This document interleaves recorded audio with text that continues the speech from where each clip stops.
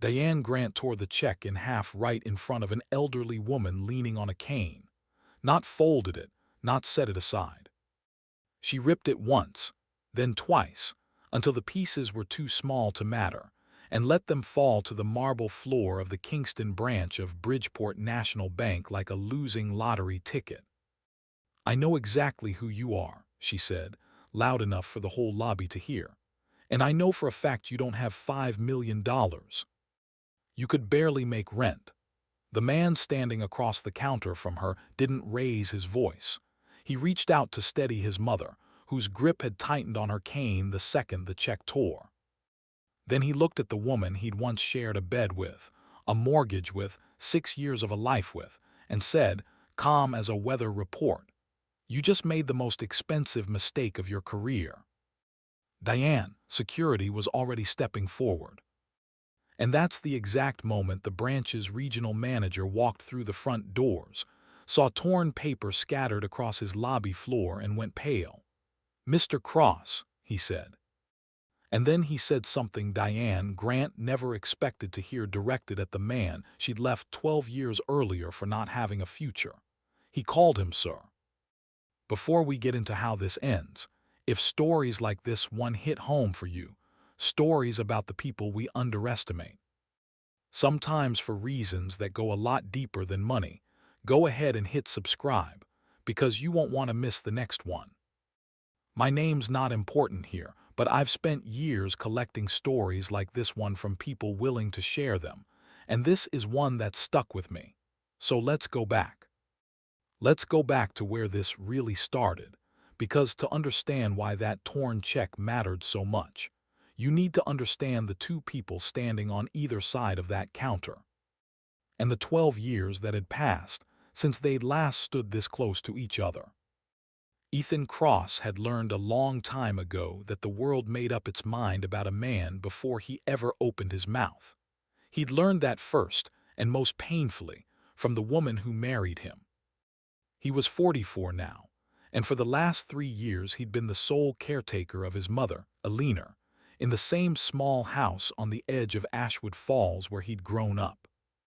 Eleanor had raised him alone after his father passed when Ethan was 9, cleaning houses during the day, taking in sewing work at night, making sure her son never went without something he needed, even when it meant she went without something she wanted. Ethan never forgot that. It was the entire reason he was standing in a bank lobby with a $5 million check on a Tuesday afternoon. 12 years earlier, Ethan had been married to a woman named Diane. They met in their 20s, when Ethan was still sleeping on a futon in a rented office above a dry cleaner, trying to turn $40,000 in savings and a stubborn idea into something that could support a family. Diane liked the idea of him at first, the ambition, the late nights, the way he talked about the company he was building like it already existed. But 3 years into the marriage, with the mortgage falling behind and the company still years from turning a profit, something in her changed. "You're 32 years old and you still believe in this," she told him one night. "It wasn't a compliment. I need someone who can actually take care of a family, Ethan. Not someone who's going to make me wait for a future that might never come." She left the following year for a man named Gregory Hale, an insurance executive with a steady salary and a house twice the size of the one she and Ethan had struggled to keep. She took her maiden name back for a while, then took his name, Hale, after she remarried, then went back to Grant once that marriage ended too. Ethan didn't fight the divorce. He didn't fight much of anything in those years except the business itself, which is exactly where all his fight went. Nobody in Ashwood Falls ever knew how close he'd come to losing everything in the 2 years that followed. He moved back in with his mother for a stretch, worked from her kitchen table, ate whatever she put in front of him without complaint, and kept building. And then, the way it sometimes does for people who refuse to stop, it worked. An early stake in a technology company nobody had heard of, until quite suddenly everyone had. Ethan never told Diane any of it, There was no reason to. They hadn't spoken in years. He'd heard, vaguely and secondhand, the way small-town gossip travels whether you want it to or not, that she and Gregory had eventually split, and that she'd gone into bank management somewhere in the region. But gossip like that is rarely specific, and Ethan had never had a reason to ask which branch, or to care. He'd built a life that had nothing to do with her. A firm, a career, a quiet home with his mother in it. A version of success measured entirely by whether the people who depended on him were taken care of. He still drove the same sedan he'd owned before the divorce. He still wore the same worn canvas jacket, soft and gray at the elbows, the one Diane had once told him made him look like he couldn't afford better, which at the time had been true. He kept it anyway, not out of spite, just because it was his. That morning, a check for $5 million had cleared into his account, the proceeds of the early stake he'd sold. He already knew exactly what it was for. Half would cover his mother's medical bills, the surgery she needed and had been quietly putting off for a year because she didn't want to be a burden, not realizing he'd have paid any amount without a second thought. The other half was meant to seed something he'd been planning for months, a fund for foster children, the kind of support system that hadn't existed for his mother when she raised him alone, and that he wanted to exist now for kids who had even less than they'd had. He brought Alina along that afternoon because the bank was on the way to her cardiologist appointment, and because she'd insisted on coming inside instead of waiting in the car. "I want to see it," she told him. "I want to see you finally do this." Neither of them expected the stop to take more than 10 minutes. Ethan had banked at that branch for over a decade, long before Cross Capital Group had a name that meant anything to anyone. He knew the layout, knew where his mother could sit while he handled the paperwork. What he didn't know, what he had no way of knowing, was that Diane had transferred to this exact branch 4 months earlier. He saw the name before she saw him. Diane Grant, printed on a small brass placard on the manager's desk. Standing near the entrance with his mother's hand light on his arm, Ethan considered simply coming back another day. It would have been easy, but his mother needed the surgery scheduled, and the check needed to clear, and Ethan Cross had never been a man who rearranged his life around avoiding discomfort. So he walked forward. Diane looked up when they approached, and Ethan watched recognition land on her face in real time. The widening eyes, a flicker of something unreadable, gone almost as fast as it appeared, replaced by a composure that was almost impressive in how quickly she assembled it. "Ethan," she said, "there was nothing warm in it." "It's been a while. I didn't know you worked here." "Diane, 4 months." Her eyes moved over him the way they used to when she was deciding whether something he'd said was worth taking seriously, the jacket, then his mother's cane. Then the sedan parked outside. Something in her expression settled into a conclusion Ethan recognized from 12 years earlier. "What can I do for you?" Alina offered a small, polite nod. "Hello, Diane." Something almost like discomfort crossed Diane's face for a moment, then vanished. "Alina," she said, and turned back to Ethan. "What is it you need?" "I'd like to deposit a check." He set it on the counter. Diane glanced down. The number stopped her mid-motion. "Is this a joke?" "It's not a joke. I was married to you for 6 years," she said, the way you talk to a child who just told an obvious lie. "I know exactly what your finances look like. You couldn't keep up with a mortgage on a house half the size of the one I live in now. And you're telling me you want to deposit a check for $5 million. I'm telling you I have a check for $5 million, Ethan said, still calm. And I'd like it deposited into the account I've held here for over a decade. A young teller nearby, Nora Bennett, had already reached for the check to begin the standard verification process. Routine she'd done 100 times without incident. Diane raised a hand and stopped her without even looking her way. "I've got this one." Nora hesitated, sensed something in the air that had nothing to do with banking, and stepped back. By now, customers nearby had noticed the tension building. Not shouting yet, something colder, more pointed, the kind that draws attention precisely because it doesn't look like a typical dispute. A few pulled out their phones. Diane leaned in slightly, her voice dropping just enough to feel more cutting than a shout would have. "You couldn't hold down a mortgage payment, Ethan. And you expect me to believe some tech company made you a millionaire 5 times over, and you brought your mother in here to help sell it." Alina's grip tightened on her cane. "Diane, that's not fair, and you know it. With respect, Alina, I don't think you're in a position to lecture me about what's fair." Even the customers nearby went still at her tone. "You two always did have a way of believing your own story." Ethan's jaw tightened, the first visible sign of strain since he'd walked in. It wasn't the accusation against him. It was watching Diane speak to his mother that way. The same woman who'd taken in sewing work until her fingers bled to keep a roof over his head, being condescended to by the woman who once decided that same house wasn't good enough for her.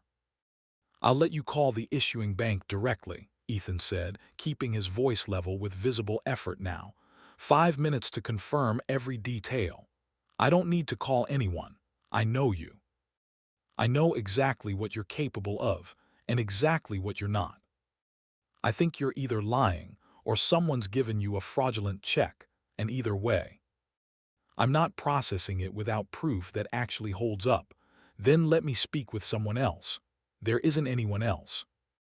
I'm the branch manager."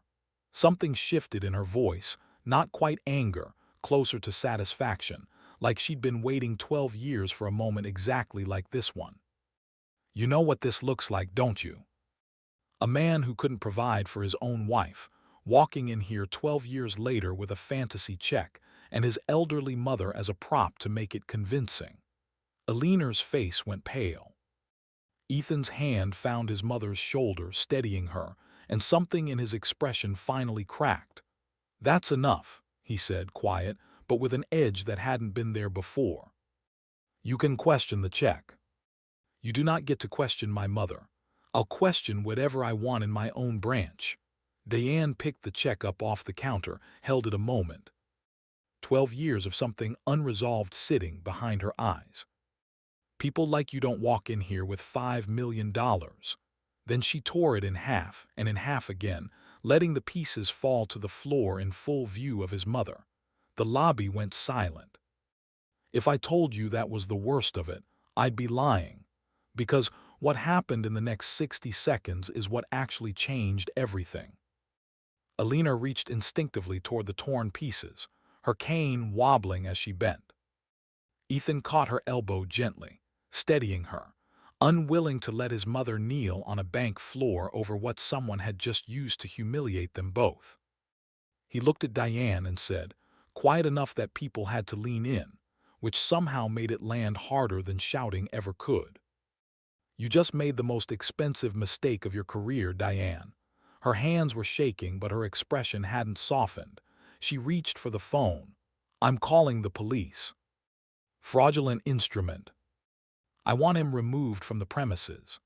A security guard near the entrance, Marcus Reed, straightened at her voice, uncertain. He'd watched the whole exchange, heard no threats, seen no aggression.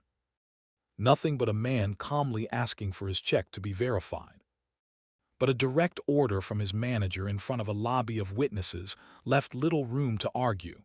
"Marcus," Diane said, phone still to her ear. "Escort him out." Marcus hesitated. And that's when the front doors opened, and Harold Dwyer, regional manager for Bridgeport National, stepped inside and saw torn paper scattered across the floor of his lobby. "Mr. Cross," he said, and his face went pale in a way that told everyone in the room instantly that something had gone very wrong. Harold had been a junior loan officer at that same branch 15 years earlier. The day a young Ethan Cross walked in with a modest business account and a plan for a firm that at the time existed mostly on paper. Harold had sat with him for the better part of an hour and walked away with the quiet, specific sense he was talking to someone who was going to build something real. He'd helped set up that account himself, and through the years that followed, through the divorce, through the lean years nobody outside a small circle knew about, through the eventual success that never once changed how Ethan carried himself, Harold remained one of the very few people who genuinely understood who Ethan Cross was. Harold had been at a regional conference for days and swung by on his way home to sign off on a routine audit. He'd almost skipped it. Instead, he walked in on his branch manager tearing apart a check belonging to one of the bank's most significant clients, in front of the man's elderly mother, while a security guard hesitated near the door. "Sir, I am so sorry," Harold said, crossing the lobby quickly, his eyes moving from Ethan to Alina to the torn paper on the marble. "Whatever just happened here does not reflect this institution." Diane turned, phone still in hand, confusion beginning to cloud her composure. Harold, this man walked in claiming he had a $5 million check and given his financial history. "Do you know who this is?" Harold asked, and something in his voice cut through the lobby. Flat and hard. "I know exactly who he is. He's my ex-husband." Harold blinked, momentarily thrown, then recovered. "Then you of all people should know that whatever you thought his finances looked like 12 years ago has nothing to do with what they look like now. Ethan Cross has been a client of this bank for 15 years. His firm manages billions of dollars. And you just told the police he committed fraud and tore up his check in front of his mother." The word billions landed in the room like a stone dropped into still water. Diane's face drained of color. "Wait," she said, quiet now almost to herself. "That's not possible." "It's been true for years," Harold said. "You'd have known that if you'd pulled up his account instead of deciding you already knew everything you needed to know." Marcus had already stepped back from Ethan's side. Some instinct in him, recognizing before his conscious mind caught up that whatever this was, it wasn't what Diane had told him it was. Ethan hadn't moved much. He was watching Diane with an expression that wasn't quite vindication and wasn't quite satisfaction, something quieter, and in its own way sadder.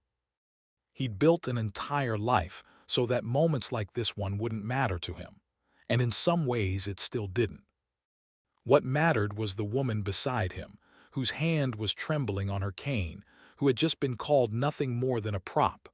"Mom," he said gently. "You okay?" Alina nodded, though her eyes were wet, and she pressed a hand to her son's arm. "The check is torn," Ethan said to Harold.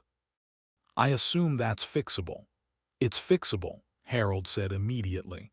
"Everything about this is fixable except the part where your mother had to stand here and be spoken to like that. I can't undo that part. I'm sorry." Diane, still frozen behind the counter, finally seemed to understand the size of what she'd done. "Harold, I didn't know the account had grown." "There's no way I could have. You could have pulled up his history. That takes less than a minute. You could have let Nora make the verification call she was already reaching for. Instead, you let 12 years of something personal decide how you treated a customer and his mother in front of a lobby full of witnesses. That's not a mistake. That's a choice." The lobby was dead silent, even the phone still raised, sensing correctly that the story had just changed shape entirely. "End the call," Harold said. "Tell the dispatcher it was a misunderstanding." Diane's hands were shaking as she lifted the phone back to her ear, but her call had already gone through. The officers who arrived found a scene that bore no resemblance to what had been reported. No fraud, no threats, just a shaken elderly woman leaning on her son's arm, a floor littered with torn paper, and a branch manager offering statement after statement in Ethan's defense. The responding officer took one look, listened to Harold's account, examined the paperwork Ethan still held, and closed the matter within minutes. There would be no charges against Ethan. There would, however, be a formal record of the false report Diane had filed, one that would follow her well beyond that afternoon. At this point, I thought that was the end of it. It wasn't even close. Harold brought Ethan and Alina into his office, away from the lingering crowd. He offered coffee, water, anything they needed. Alina asked for tea, and Nora, still shaken but grateful for something useful to do, brought a cup within minutes. "I need you to know this is going to be handled properly," Harold told Ethan once they were seated. "Not with an apology letter and a fruit basket. This isn't really about the check," Ethan said. "I can afford a torn check. What I can't accept is the way she spoke to my mother. And I have a hard time believing that was the first time she's let something personal decide how she treats someone at her counter." Harold's jaw tightened. He didn't argue. He already suspected Ethan was right.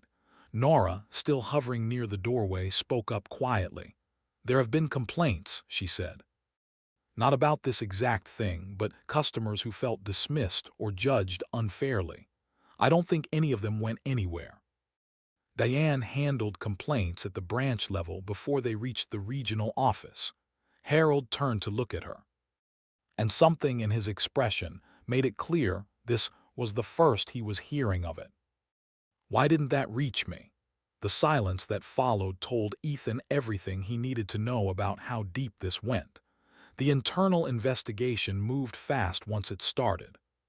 Security footage confirmed every detail witnesses had already described, including the moment Diane brought up Ethan's mother, unprompted, in a way that had nothing to do with verifying a check and everything to do with something personal she'd carried for over a decade. Records showed a pattern of informal complaints at her previous branch. None of them ever escalated. Diane herself, in her formal statement, didn't try particularly hard to deny what had happened. She'd known the moment Harold said the word billions that there was no version of events where her behavior could be defended as professional judgment, rather than something far more personal. She was placed on immediate suspension, and within 2 weeks the board's decision was final. Her banking license was permanently revoked. She faced both a civil rights complaint tied to the incident and a separate charge related to the false police report. Employees who'd helped bury the earlier complaints against her were placed under formal review as well. Word moved through the small local banking community faster than Diane could get ahead of it. Her second husband, Gregory, from whom she'd been divorced for 2 years, heard about it through a mutual acquaintance and reportedly told a colleague. It didn't surprise him in the slightest, a detail that eventually made its way back to Ethan, though he found he took no particular satisfaction in hearing it. Diane's personal life in the weeks that followed quietly came apart, not through any public spectacle, just the slow, accumulating weight of a community that had heard exactly what she'd said, and to whom and had decided, collectively and without much discussion, what they thought about it. Marcus was reinstated once the investigation confirmed what the footage already showed, that he'd never tightened his grip on Ethan and had stepped back the instant Harold arrived. He was placed into a newly created training program, one Ethan specifically requested, teaching staff how to recognize and question an order that was clearly wrong instead of simply following it. When Ethan saw him weeks later, Marcus apologized quietly, admitting he wished he'd trusted his own instincts sooner. "There's nothing to apologize for," Ethan told him. "I remember exactly how it felt. Your hand never tightened." Nora was promoted to assistant branch manager, put in charge of rolling the new training program out region-wide. Because she'd been the only person in that lobby willing to reach for the phone to help, and later the only one willing to speak up about a pattern everyone else had stayed quiet about. The agreement Ethan negotiated with the board reshaped the bank's policies across the region. Mandatory verification procedures that couldn't be overridden by a single manager's discretion. A formal complaint escalation process, security footage retention that couldn't be quietly deleted, customer rights posted in plain language in every branch lobby. The bank issued a replacement check once the original had been formally voided. Ethan split the money exactly as he'd always planned. Half covered his mother's surgery and her ongoing care, scheduled within the month, successful. And the beginning of a recovery Alina approached with the same quiet stubbornness she'd raised her son with. The other half became the seed for the cross-grant family fund, built to give foster children the kind of stability and support that hadn't existed for his mother when she raised him alone. He insisted the first round of grants be administered out of the Kingston branch itself, the same building where a check had once been torn apart in front of her. 3 months later, Ethan and Alina walked back through those same glass doors. He still drove the same sedan. He still wore the same jacket.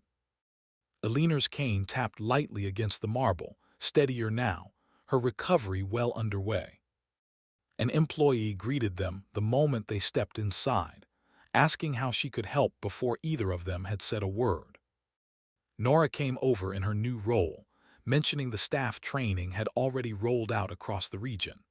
Marcus stood near the door and gave a small, genuine nod. A plaque near the wall bore the name of the new foster fund. At one counter, a young man was opening his first account, met with none of the suspicion Ethan and his mother had faced 3 months earlier. Alina watched the scene for a long moment before turning to her son. "Is that why you didn't just close this place down? After everything she said to us?" Ethan thought about the question before answering. "Closing a door is easy," he told her. "Making it open for everyone is harder, even for the people who never deserved to have it closed on them in the first place." Alina nodded slowly, looking back at the young man at the counter. Then up at her son again, as if measuring the distance between the fear she remembered from 3 months earlier and the calm she was watching now.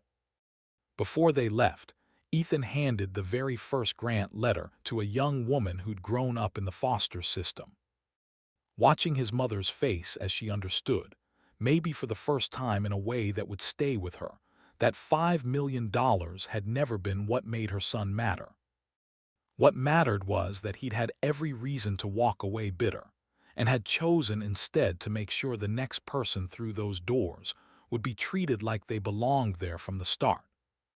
Mother and son walked out together, continuing an afternoon that had been interrupted 3 months earlier. If you'd been standing in that lobby the day it all began, would you have stayed silent behind a raised phone? Or would you have been the one to speak up first for a man and his mother who had done nothing wrong? A person should never need $5 million to be treated with basic respect, and the people we once loved should be the last ones to forget that, not the first. Ethan Cross didn't win the day his own boss recognized him as a powerful investor standing in his own branch. That moment wasn't the victory. It was just the moment the truth finally became visible to someone who'd spent 12 years refusing to imagine it. The real victory came later, once he took that same power and used it to make sure the next person walking through those doors, whoever they were, whatever their history, would be treated fairly from the very start. So tell me, what would you have done if you were standing in that lobby? And where are you watching from tonight? Drop it in the comments, I genuinely want to know. If this story moved you even a little, hit like, subscribe, and stick around, because there's another one coming soon that I think you're going to want to hear. Thanks for watching, and I'll see you in the next one.